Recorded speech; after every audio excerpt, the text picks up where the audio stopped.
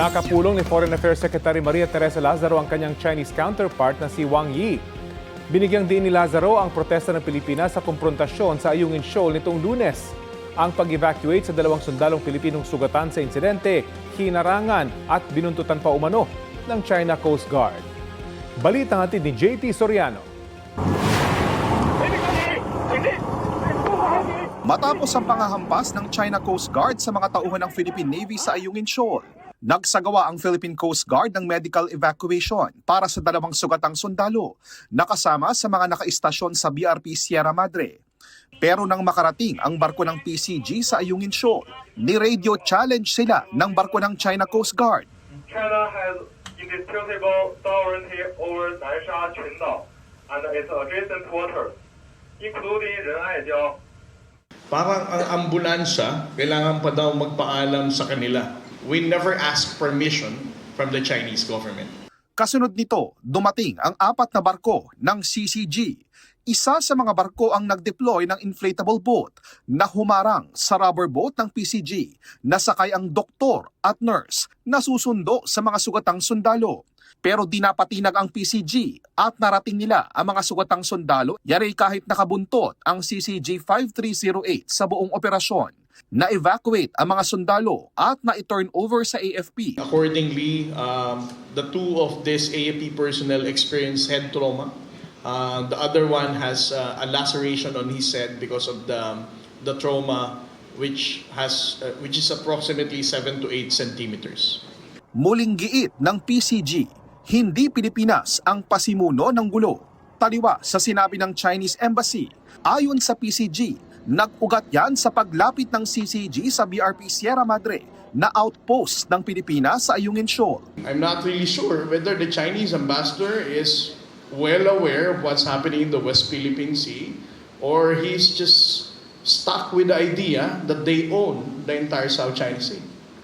Pero ayon naman kay Chinese Ambassador, kaya lumapit ang China Coast Guard ay dahil sa ginagawa umanong construction work ng mga sundalong Pilipino sa BRP Sierra Madre. Our people found your soldiers. They're building some kind of a barrier nets, and they're doing some kind of a construction work in the ship. So we sent 2 boats to check what happened.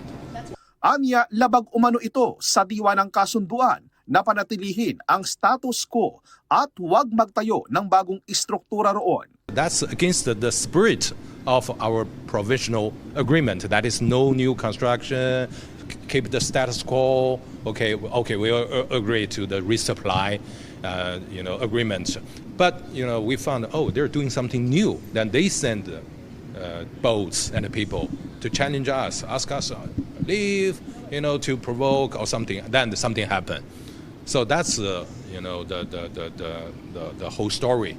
Sinisikap naming makuha ang pahayag ng DFA at Malacanang tungkol dito.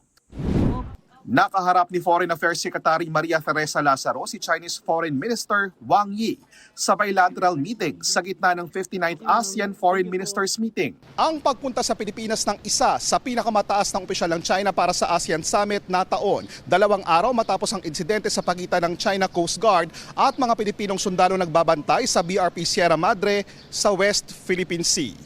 Ayon sa DFA, iginiit ni Lazaro ang mariing protesta ng Pilipinas kaugnay sa insidente sa Ayungin Shoal. Inihayag din ang pagkabahala ng Pilipinas sa mga aksyong lumalabag sa karapatang pandagat at naglalagay sa mga Pilipinong mangingisda at sundalo sa peligro. Iginiit din ni Lazaro ang pag-aalis ng mga natitirang istruktura sa Bajo de Masinloc. Tinawag ding nakaiinsulto, nakababahala at hindi katanggap-tanggap ang video ng China Daily na inihalin tulad ang mga Pinoy sa mga unggoy. Bago ito, ipinatawag ni Pangulong Bongbong Marcos si Chinese Ambassador at ipinarating ang protesta ng Pilipinas kaugnay sa nangyari sa Ayungin Shoal. Sabi ng isang mataas na opisyal ng gobyerno ng Pilipinas na kasama sa pulong na iparating daw ng Pangulo ang mensahe gamit ang very strong words. Pero sabi ni Ambassador Ching sa panayam ng media, This meeting is very constructive and it's not kind of diplomatic protest and a demarche, point the fingers to each other. Kaugnay naman ng AI-generated video ng China Daily, sabi ni Ambassador Ching, It's just media's, action, and it's nothing related to government. And there's so many medias in China. We don't have any comment on that. JP Soriano, nagbabalita para sa GMA News.